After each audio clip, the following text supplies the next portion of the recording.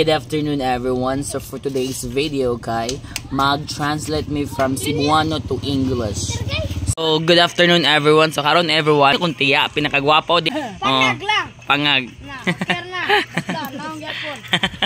Ako siyang pansiron og ako ang ibisaya, ako ibasaya imong i-English ha. Ako ang Bisaya niya imong i-translate into English. So like for example, maingon ko unsa in English sa pan? Tinapay. Kamayo ha, okay, play na. So, ikay tagatagod kwarta tiya, okay. Di na ka.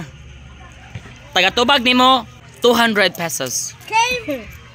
Game. And may ko ready, set, go. Man ka, ready, set, go. Okay, ha? So, unsa in English sa pan? Tinapay. Unsa in English sa sigarilyo? Smoke. Smoke. Rilyo. Unsa ya? This is my smoke. Smoke. Smoke. Saba doon.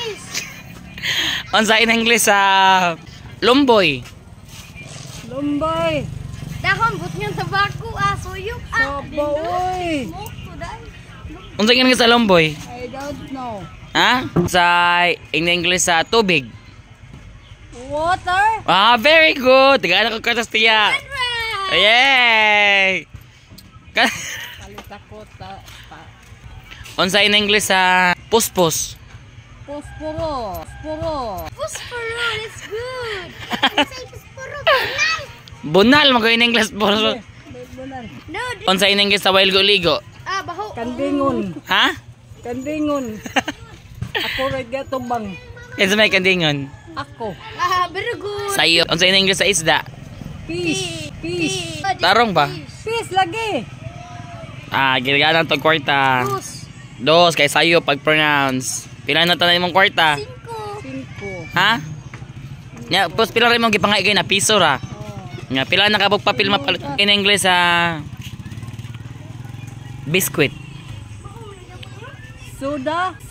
Is biscuit? I don't know. So pass. Kwarta. Pila na tanan? Size. Ha? Sige. Unsa in English sa kwarta? Change melody? No, this is a money. Unsa in English sa batiog naong? is very.